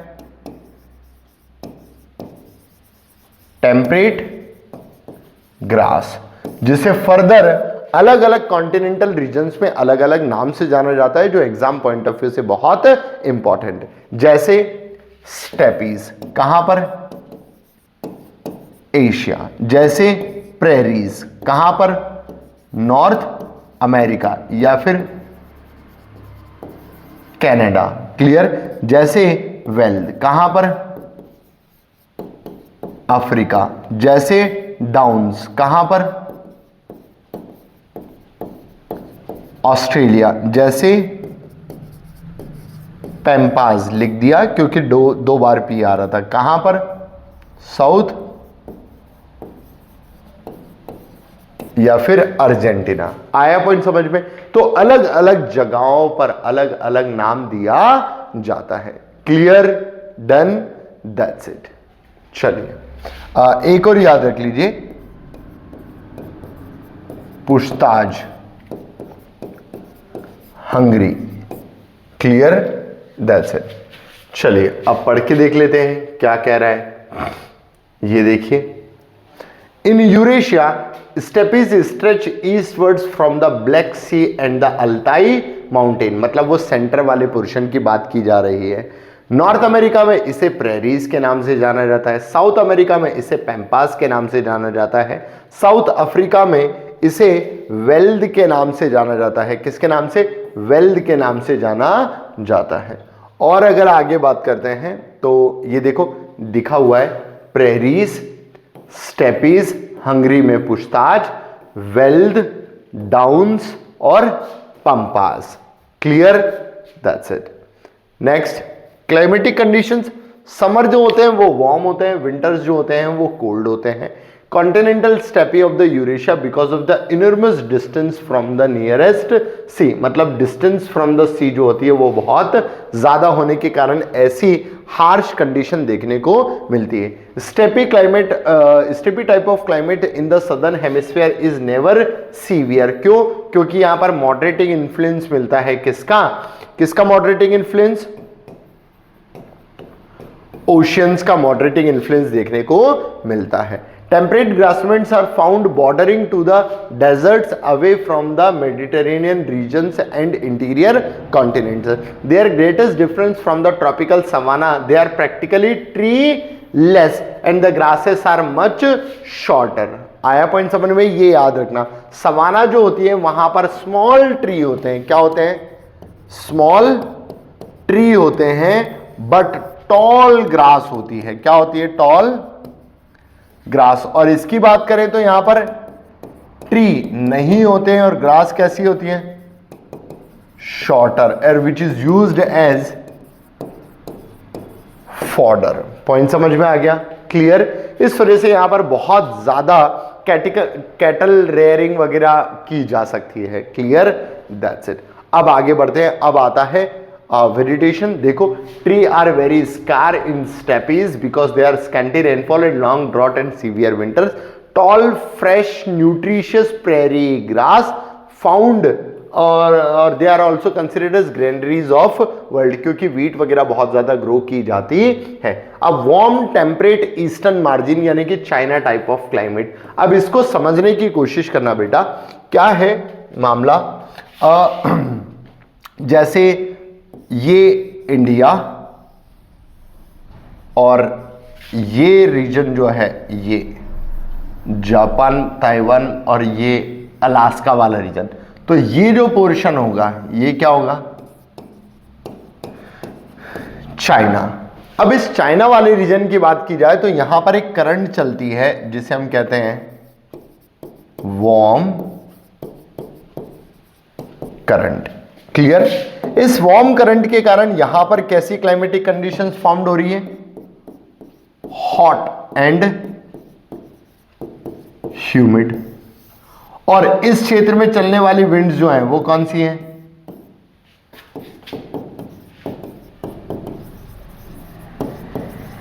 ईस्टर्लीज, यानी कि ट्रेड। तो इन ट्रेड विंड का इंफ्लुएंस किस में जा रहा है? चाइना, और चाइना के इस कोस्टल एरियाज पर। That's why this particular coastal climate जो होगा वो कैसा हो जाएगा? वार्म। पर ये जो मिड लैटिट्यूड रीजन है, ये देखो लैटिट्यूड कौन सा है? Mid latitude. और मिड लैटिट्यूड का ईस्ट जो है, ये देखो ईस्ट जो है वो क्या होना चाहिए? डेजर्ट। इस तरह से यहां पर मंगोलियन डेजर्ट फॉर्म्ड होता हुआ नजर आता है, पर कोस्टल एरिया जो है वो वार्म होता है। That's why the type of climate is known as China type of climate. आ गई बात समझ में? क्लियर? अब मैप के थ्रू समझ लेते हैं। ये देखिए,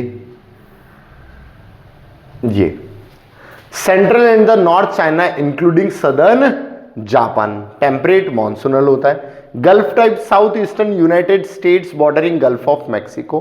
natal type the entire warm temperate eastern margin non monsoonal areas of the southern hemisphere including Natal type. Clear? आगे देखते हैं। ये देखो, बताने की कोशिश की है, ये है चाइना टाइप ऑफ क्लाइमेट। ये है चाइना टाइप ऑफ क्लाइमेट। क्यों? क्योंकि ईस्टर्न बाउंड्रीज जो होती हैं, ईस्टर्न बाउंड्रीज जो होती हैं वो अफेक्टेड हैं due to this type of climatic conditions. अब क्लाइमेट कैसा है? Warm moist summer. आया पॉइंट समझ में? And cool dry winter. Fairly uniformly distribution of rainfall throughout the year. ये पॉइंट याद रखने वाली बात है, क्योंकि यहां पर हमेशा बारिश हो रही है। क्यों? क्योंकि ओशियनिक इन्फ्लुएंस मिल रहा है। क्या मिल रहा है? Oceanic influence. It has comparatively more rainfall than Mediterranean type of climate. Strongly easterlies का इन्फ्लुएंस है इस वजह से। The eastern margin of the warm temperate latitudes have much heavier rainfall than either the western margin of the continental interior, thus is luxurious vegetation. इस वजह से यहां पर वेजिटेशन भी क्या होगा, बहुत ज्यादा और अच्छा वेजिटेशन होगा। Vegetation evergreen, broad leaved forest and deciduous forest. Highland जो होगा वो कॉनिफरस सच एज पाइन्स वगैरह या कैप्रेस यहां पर पाए जाएंगे। Clear, that's it. नेक्स्ट आते हैं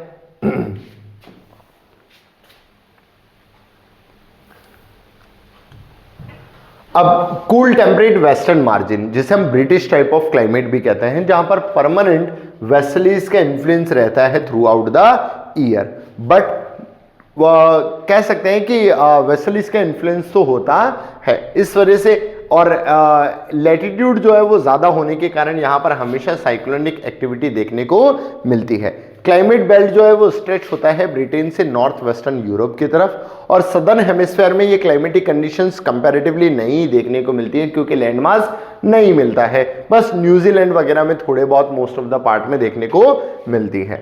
उसके बाद ये देखो, ये जो पूरा का पूरा क्लाइमेट है ये British type of climate show करता है, और ये थोड़ा सा पार्ट यहाँ शो करने की कोशिश की जा रही है जहाँ ब्रिटिश टाइप ऑफ क्लाइमेट देखने को मिलता है। बच्चों ये याद रखिएगा, इस क्षेत्र में चलने वाली जो विंड्स है वो कौन सी है, वेस्टर्लीज। तो ये वेस्टर्लीज के इन्फ्लुएंस में हमेशा रहता है। पर लैटिट्यूड जो है ये देखो मिड लैटिट्यूड के भी ऊपर है, तो यहाँ पर क्लाइमेट कैसा हो जाएगा, सब पोलार।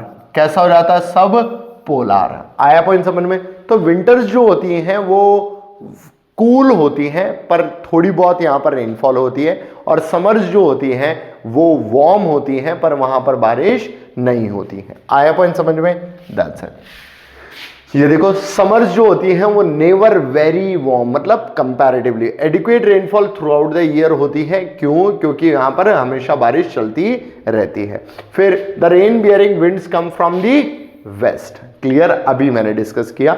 और western margin have heaviest rainfall, क्योंकि वेस्टर्लीज का इन्फ्लुएंस देखने को मिलता है। वेजिटेशन की अगर हम बात करें, देखो डिसिडियस फॉरेस्ट होते हैं और they shed their leave during winter. क्यों, प्रोटेक्शन मैकेनिज्म है, किससे प्रोटेक्ट करते हैं, फ्रॉम हीट, मतलब हीट लॉस से अपने आप को प्रोटेक्ट किया जाता है। That's it. Next, cool Siberian type of climate. अब जो कॉन्टिनेंटल एरियाज होते हैं, कौन से, ये जो कॉन्टिनेंटल एरियाज होते हैं, इंटीरियर रीजन जहां पर हमेशा वेस्टर्लीज ही चल रही है पर लैटिट्यूड में थोड़े ऊपर हो गए हैं, तो ऐसे एरियाज को कूल कॉन्टिनेंटल रीजन्स कहा जाता है। और वेजिटेशंस के फॉर्म में इन्हें टैगा क्लाइमेट कहा जाता है। टैगा क्लाइमेट मतलब ऐसा वेजिटेशन जहां पर कुछ इस प्रकार का वेजिटेशन देखने को मिलता है, और ऐसा वेजिटेशन कॉनिफरस वेजिटेशन कहलाता है। तो ये रहा कॉनिफरस वेजिटेशन। क्लियर। अब ये जो वेजिटेशन है ये कैसा होता है, सॉफ्टवुड। सॉफ्टवुड, सॉफ्टवुड होने के साथ साथ एवर ग्रीन, सॉफ्टवुड होने के साथ साथ एवर ग्रीन। और एग्जाम में कई बार क्वेश्चन पुट कर दिया जाता है कि दुनिया का सबसे ज्यादा स्ट्रेच्ड एवर ग्रीन वेजिटेशन कहां पर देखने को मिलता है, तो वो मिलता है हमारे इसी रीजन में जिन्हें हम साइबेरियन टाइप ऑफ क्लाइमेट कहते हैं। अब ये बहुत ज्यादा कोल्ड है, कोल्ड है तो गारंटीड है थ्रू आउट द ईयर किससे कवर्ड होना चाहिए, स्नो। तो यहां पर लोग बाग घर भी स्नो के ही बनाते होंगे अपने आप को वहां पर सेफ रखने के लिए। तो इन घर को कहा जाता है इग्लूज। क्या कहा जाता है, इग्लूज। आया पॉइंट समझ में, ये भी याद रख लीजिएगा। Clear, that's it. नेक्स्ट, ये देखो characterised by bitterly cold winds. Climatic conditions क्या होता है, bitterly cold winds of long duration, cold brief summer होता है।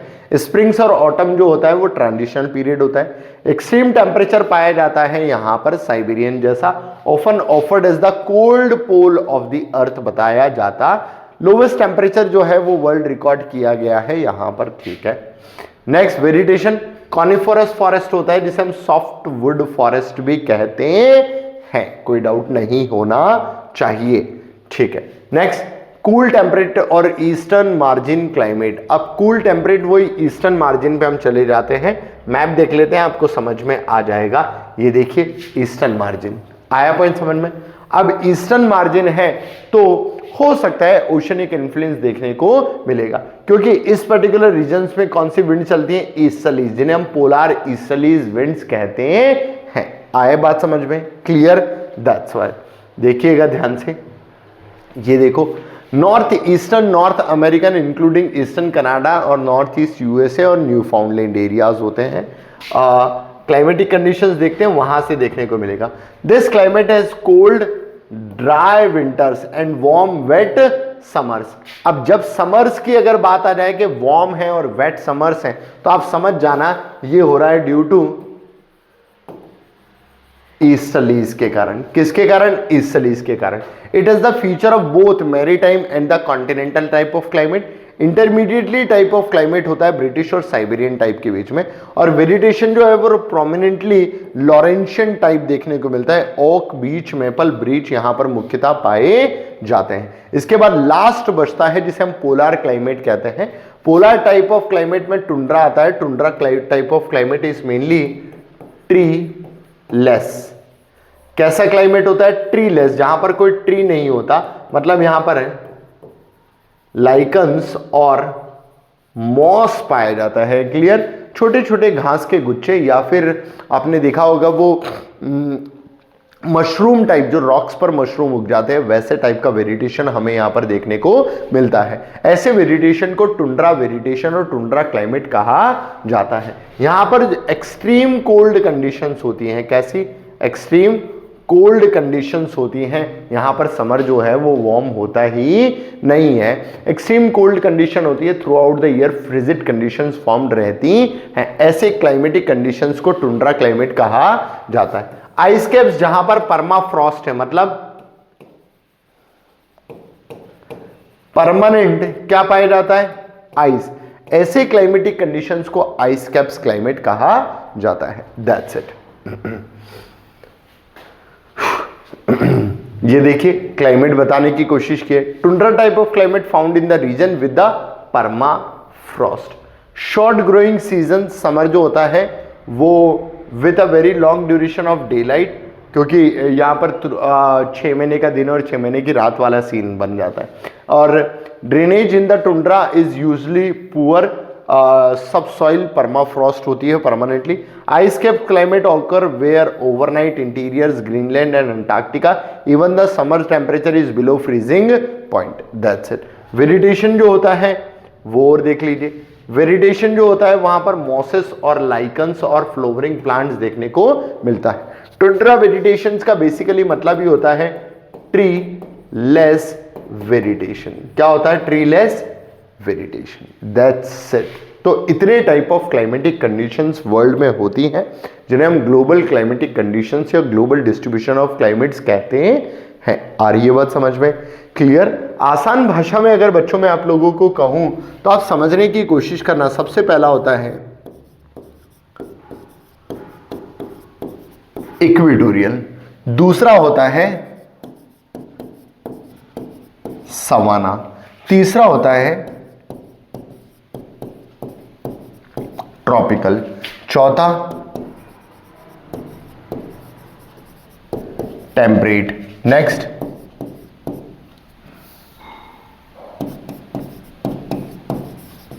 Taiga and next polar. अब फिर से ध्यान देना, जब हम ट्रॉपिकल की बात करते हैं तो ये फर्दर कैटेगराइज हो जाता है।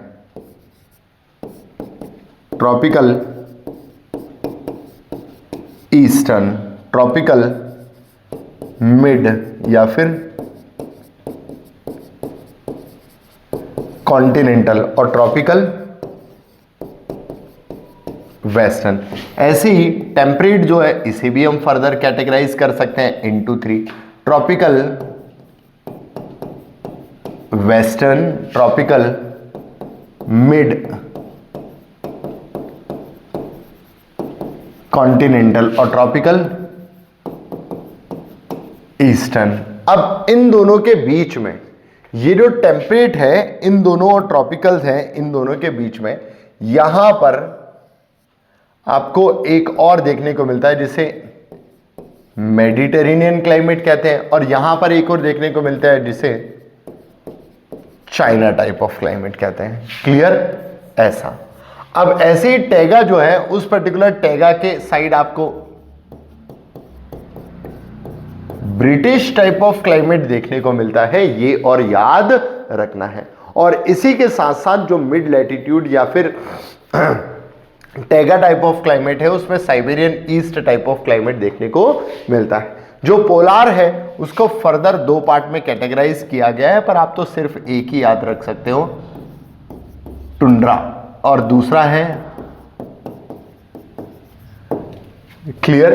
तो ये है वर्ल्ड के डिफरेंट क्लाइमेटिक कंडीशंस और इनमें पाए जाने वाले डिफरेंट वेरिएशन। पर क्वेश्चन बहुत ज्यादा बनता है बेटा, क्योंकि इक्वेटोरियल वेरिएशन को एक नाम दिया गया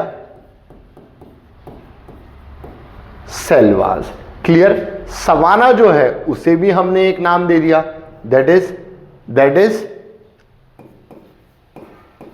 बुश वेल्ड। अब ट्रॉपिकल ग्रास जो है, क्लियर, ट्रॉपिकल ग्रास जो है उसे हमने सवाना नाम दिया, जिसे बुश वेल्ड कहा गया, जिसे और दो फर्दर नाम दिए जाते हैं, लानोस और कंपोज। आई बात समझ में? ऐसे ही जो टेम्परेट मिड कॉन्टिनेंटल या टेम्परेट स्टेपी ग्रासलैंड्स हैं उसे भी फर्दर बहुत सारे नाम दिए गए, जैसे प्रेरीज हो गया, पैम्पाज हो गया, वेल्स हो गया, डाउन्स हो गया, पुश्ताज हो गया। ये जो फर्दर बहुत सारे नाम हैं ये हमने स्टेपीज ग्रास को दिए गए या मिड लैटिट्यूड ग्रास को दिए जाते हैं। ये जो particular Mediterranean type of climate है, it is suitable for orchards, that's why it is also known as orchard land. तो ये जो पर्टिकुलर टर्मिनोलॉजीज है ना, छोटी छोटी टर्म्स, यही एग्जाम के लिए बहुत ज्यादा एसेंशियल है और इंपॉर्टेंट है और पूछी भी जाती है। तो ये आप लोगों को याद रखना है, और इन क्लाइमेटिक कंडीशन से संबंधित वेजिटेशन भी आप लोगों को याद होना चाहिए। और जैसा कि मैं आपको बता चुका हूं कि कोपन्स का क्लासिफिकेशन और थॉर्नविट का क्लासिफिकेशन जो है वो मोस्टली टेम्परेचर, प्रेसिपिटेशन, ह्यूमिडिटी और वेजिटेशन पर ही निर्भर करता है, और कौन सा लेटर क्या डिनोट करता है ये भी आपको रटना पड़ेगा, क्योंकि एग्जाम पॉइंट ऑफ व्यू से यही चीजें बहुत ज्यादा इंपॉर्टेंट भी है। That's it. क्लियर? तो चलिए आज का सेशन कंप्लीट हुआ, अब इससे संबंधित क्वेश्चंस जो हैं वो सॉल्व कर लेते हैं। Question number 1, which of the following is best to explain why continentality produces greater annual temperature range. Continental region जो होता है वहां पर एनुअल रेंज ऑफ टेम्परेचर ज्यादा क्यों होता है? आप लोगों को पता है, क्योंकि लैंड और ओशंस जो होते हैं उनका रेट ऑफ वार्मिंग और रेट ऑफ कूलिंग जो होता है वो अलग अलग होता है। ऐसा कुछ आना चाहिए। देखते हैं, land heats and cool faster due to lower specific heat, होना चाहिए। सी प्रोड्यूसेस स्ट्रॉन्ग साइक्लोन, नहीं। Oceanic current equalise temperature rapidly, ऐसा कुछ नहीं होता। माउंटेन ऑब्स्ट्रक्ट हीट ट्रांसफर, ऐसा कुछ नहीं होता। आंसर होना चाहिए A. Clear? Next, south facing slope in the Alps are warmer preeminently due to. अगर हम एल्प की बात करते हैं और एल्प का साउथ जो है वो सिरक्कोज यानी कि वार्म विंड के कारण, एंगल ऑफ सोलर इंसिडेंस और कॉन्टिनेंटलिटी के कारण नहीं, और एंगल ऑफ सोलर इंसिडेंस हो सकता है। क्यों? क्योंकि ट्रॉपिक ऑफ कैंसर की बात की जा रही है, पर उसके ऊपर एक विंड चलती है जो बहुत ज़्यादा डस्टी विंड होती है, जो नॉर्दर्न पार्ट्स में ब्लो करती है, पर ये तो सदर्न पार्ट की बात की जा रही है। क्लियर? तो ठीक है, ये नहीं होगा। डेंस कॉनिफरस कवर जो है वो नहीं होगा, तो angle of solar incidence. Next, the Thornthwaite classification D denotes for scarcity of rainfall, हम बात कर चुके हैं, जहां पर रेनफॉल जो है वो बहुत कम होती है, तो आंसर आना चाहिए C. Next, the equatorial climate shows a little annual range of temperature because. Equatorial climate की बात की जा रही है क्योंकि यहां पर हमेशा वार्म बहुत ज्यादा होता है, और हॉट होता है तो ह्यूमिडिटी होती है और क्लाउड होता है, तो ये हम पढ़ चुके हैं। हाई एल्टीट्यूड नहीं, high humidity and cloud cover, देखिए आंसर आना चाहिए। स्ट्रॉन्ग मॉन्सूनल विंड, ये ट्रॉपिक्स पे होता है। Presence of deserts nearby, ये भी ट्रॉपिक्स पे होता है, मतलब आंसर है B. Clear? Next, which is the correct feature of tropical monsoonal climate. Rainfall evenly distributed, नहीं, अनइवनली डिस्ट्रीब्यूटेड होती है। ट्रॉपिकल रीजन्स पे हमने देखा कि ईस्ट में रेनफॉल ज्यादा, वेस्ट में रेनफॉल कम, समर में रेनफॉल ज्यादा, विंटर में रेनफॉल कम। रेनी सीजन्स, रेनी समर होती है और ड्राई विंटर होती है, ये आंसर होना चाहिए। ड्राई समर्स, वेट विंटर नहीं होता, लॉन्ग कोल्ड विंटर्स भी नहीं होता, मतलब आंसर हो गया हमारा B. Next, hot deserts lie mostly in the western margins because, क्योंकि विंड्स जो हैं वो इस डायरेक्शन में ब्लो करती है, तो ईस्ट में रेनफॉल ज्यादा, वेस्ट में रेनफॉल कम। एक फैक्टर होता है विंड का। दूसरा फैक्टर जो होता है वो करंट्स का भी होता है कि ट्रॉपिकल एरियाज पे वेस्टर्न साइड हमेशा कोल्ड करंट से अफेक्टेड होती है। तो समझ लेते हैं कोल्ड ओशनिक करंट आ रहा है और डिसेंडिंग एयर्स बिल्कुल ठीक है, ए होना चाहिए यार, बिना 3 ऑप्शन पढ़े मैं बता सकता हूं। स्ट्रॉन्ग मॉनसून नहीं, ट्रॉपिकल साइक्लोन नहीं, हाई लैटिट्यूड लोकेशन नहीं, आंसर हो गया A. Next, Mediterranean climate receive rainfall mainly in winter, ये तो सोचने की जरूरत ही नहीं है, अभी हम बात कर चुके हैं, बहुत सारी बातें इसके बारे में हमने की थी, ये ऑर्चिड लैंड्स होता है वगैरह वगैरह। Which climate type support citrus fruits, obviously बात है मेडिटेरेनियन टाइप ऑफ क्लाइमेट, ये लिखा हुआ है, क्लियर। ब्रिटिश टाइप भी नहीं होगा, ब्रिटिश टाइप में विंटर रेनफॉल होती तो है पर मोस्टली होती ही रहती है, क्लियर। सिर्फ ऐसा नहीं है कि सिर्फ विंटर में ही होगी, वहां पर तो हमेशा रेनफॉल होती हुई नजर आती है, इस वजह से वेजिटेशन कवर अच्छा होता है और वो मोस्टली ड्यू टू वेस्टलीज होती है।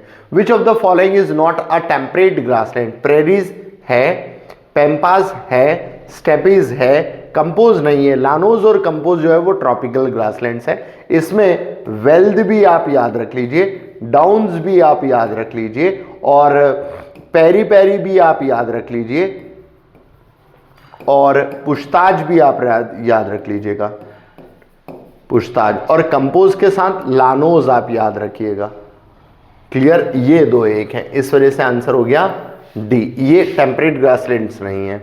Characteristics of vegetation of Siberian climate, Siberian climate की बात की जा रही है तो कॉनिफोरस होना चाहिए और एवरग्रीन होना चाहिए। ये देखो टैगा आंसर आ गया, मिक्स फॉरेस्ट नहीं होगा, ट्रॉपिकल मॉइस्ट नहीं होगा, बुशेस नहीं होगा, एवरग्रीन कॉनिफोरस होगा, आंसर हो गया B, that's it. Next, steppe region act as a granaries of the world's, why so, क्योंकि कॉनिफोरस नहीं, लोएस्ट सॉइल होती है कंबाइंड विद मॉडरेट रेनफॉल, ठीक है, constant westerly supply nutrients, high biodiversity, improve the depth, coniferous नहीं, B answer होना चाहिए यार, clear. Next, hot deserts are found near 30 degree latitudes mainly due to divergence of trade wind, convergence of upper air, descending limbs of Hadley sales.